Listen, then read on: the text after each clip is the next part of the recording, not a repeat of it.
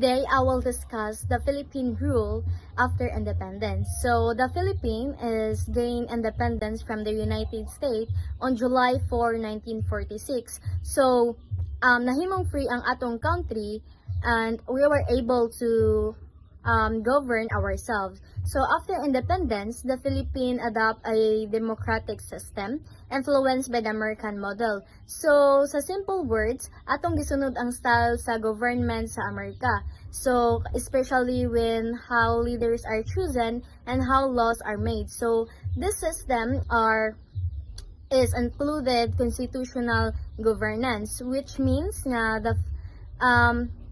the country follows a constitution as the highest law. So, ang constitution maay guide sa tanan rules and laws sa nasod. So, it has also separation of power, which the government is divided into three branches, which are the executive, legislative, and judicial. So, sa executive, mao ang president, and the legislative na dito ang Congress, and the judicial sa court. So, taning tulo kay importante ni siya para malikayan ang abuso sa ilang power.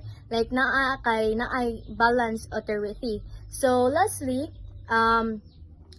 naay democratic institution were established to guide the political structure of the country. So, this means there are system and organization that help run the government properly and fairly. So makatabang ni siya para mahimong organize o fair ang pagdumala sa nasod. So after gaining independence, the Philippines follows the democratic system, structure, and leadership guided by the Constitution. So nakatabang ni siya para ma-organize and mahimong self-governing ang atong nasod. The 1935 Constitution. The 1935 Constitution served as the foundation of the Philippines democracy. It has introduced a government structure similar to that of the United States and established the basic framework for the democracy of governments. So ang 1935 Constitution kay usa ni siya ka pambansa nga foundation sa ang pinakauna nga foundation nga para sa atong country kay mao ni ang ilahang kuan kanang pagpangandam nila sa katong pakalayaan nila sa United States. So, first bullet, a president elected for a 4-year term. So, ang usa ka presidente if ma-elect ani kay na siya kanang 4 ka tuig nga molingkod sa ato ang country. Next, one re-election allowed. So, if ang president is kanang mudagan gali og pagbalik, ikaw ra siya mobalik og dagan like if diba, for example, I like kuan ang president kay kanang na-elect naman siya before. So if ganahan gani siya modagan og pag-usab, ikausa na lang. So a total of kanang 8 years siya makalingkod if makadaog man gani siya og usab siya ang pagka-dagan og usab. So 8 years bali malingkod siya sa country. So third bullet, the bicameral Congress composed of the Senate and the House of the Representatives. So ang kuan daw naday duha ka buok nga mag-make anang kuan kanang batas. So ang Senate and the House of Representatives sila ni mag-tackle if need ba gyud kanang ipa-implement ni siya nga rule sa ato ang country. Sila ra na duha ra na Senate, the House of the Representatives. Sila ra na magkuan na magtabi og angay ba gyud ni siya nga ma-implement nga rule sa atong country. An independent judiciary. An independent judiciary kay kana na siyang like kanang walay biases ba like dili sila magbase sa mga decision sa ubang tao. Like ang kani nga independent judiciary like for example like kanang hearing, di ba ang judge man gid mismo amo kuan ana kanang decision. So dili siya mag-bias kay kanang kuan man dapat kay kanang wala siya lain gibasihan ba like free ra siya mo kuan ba kanang mo decide.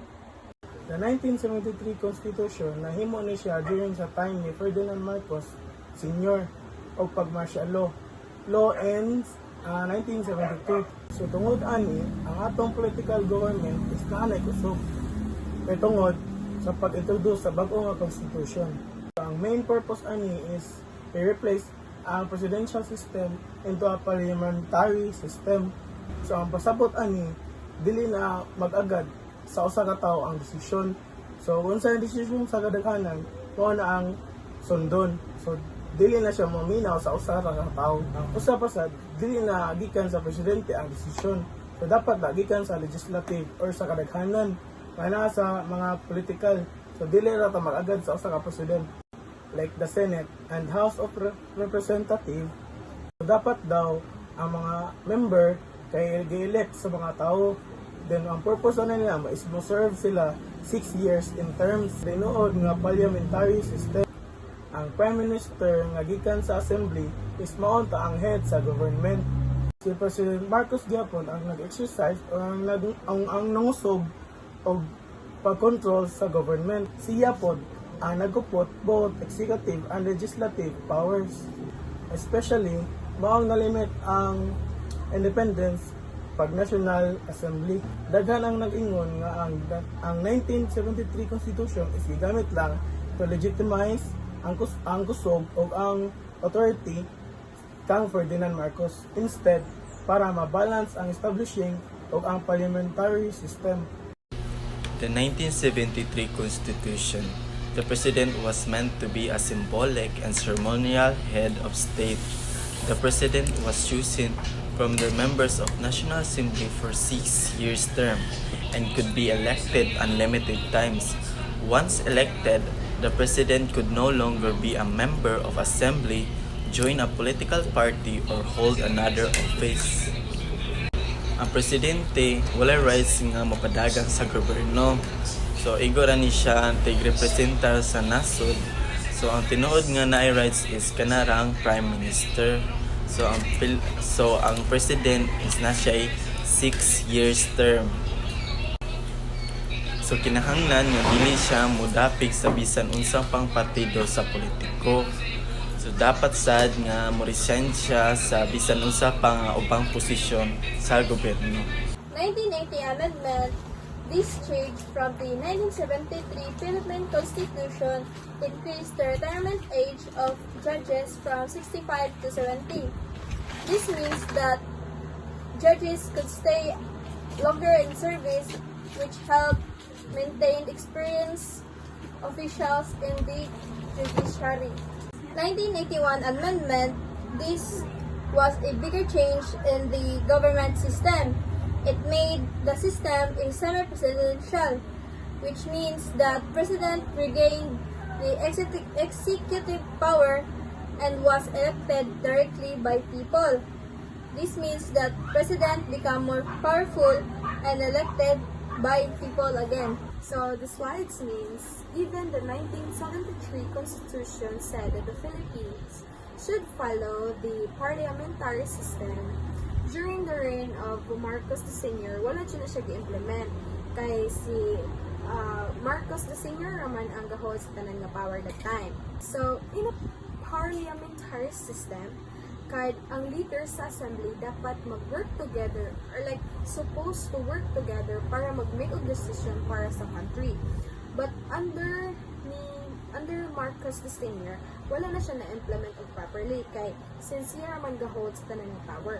So instead of sharing the power, he used manipulation or changes sa system para makontrol gihapon niya ang government. Gi-abolish niya ang House of Representatives, gi-rename niya into the Batasang Pambansa, ang departments, gihimo niya ministries, while ang cabinet secretaries gi-change niya into cabinet ministries. Mostly, ang names rang gi-change, but the government still work the same authoritarian presidential system. Wherein si President gihapon ang nag-make of decision or nag-hold sa tanang power. Basically, the slide shows even if the Constitution nag-promise of different kind of government, but under the practice of Marcos the Sr. gihapon ang naay main authority para mag-make of decision para sa countries. So what is 1896 Freedom Constitution? In 1986, People Power Revolution thousands of Filipinos came together to bring back democracy after years of martial law. After ousting ipapahawa ni President Ferdinand Marcos who needed rules to run the country. So, dira na nasod sa 1986 Freedom Constitution. Officially, gitawag siya Proclamation Number 3 by President Corazon Aquino. But, temporary siya nga constitution nag-use from 1986 to 1987 para still mag-run ang government while nag-wait sa permanent one. In short guys, sa 1987 Freedom Constitution kay bridge na siya between the end of martial law and the democracy we have now. The 1986 Freedom Constitution was a temporary constitution here in the Philippines, made after the People Power Revolution when Corazon Aquino became president here in the Philippines. Itong paghuman o president ni Ferdinand Marcos, papa ni Marcos. Ang kini kuno na constitution kay mao ang pagbalik sa freedom sa mga tao, fix sa government o pagbalik sa demokrasy diri sa tuang bansa. The 1986 Freedom Constitution was temporary constitution in the Philippines, created after the People Power Revolution when Corazon Aquino became president. She established this constitution to help restore democracy and guide the government while the new permanent constitution was being prepared. After the change government, a group expert confirmed to write the new constitution in the Philippines. The Freedom Constitution was only temporary, was used for 1 year, while the permanent constitution was being prepared.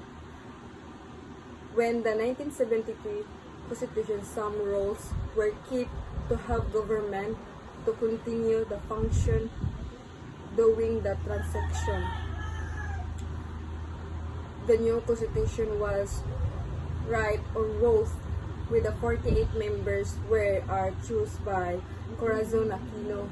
So, overall, this three constitution nagpakita kung di unsa pag-usab ang Philippine government over time. So, each constitution reflects challenges or changes sa atong nasod, from starting on democracy to facing authoritarian rules o pagbalik sa atong freedom. Makita na to ang journey sa Pilipinas. Then, it also shows how important it is to protect the right of the people, and proves that the country continues to fight for freedom and good governance. Ang story sa government sa Philippines kinapakita on sa to pag-change over time. Sa 1935 gisunod na to ang system sa Amerika nga naay president, 2 houses sa Congress ug independent courts, pero nag-abot sa 1973 Constitution bisan parliamentary unta mahimo siyang control system kasi Marcos gihapon ang nagkupot sa power. Human ana niabot ang 1986 Freedom Constitution nga nagtabang ibalik ang democracy ug freedom sa mga tao human sa People's Power Revolution. Sa ending makita na to nga ang Philippines niagi og lisod nga panahon pero nakat-on og nagpadayon para mahimong mas fair ug democratic nga country.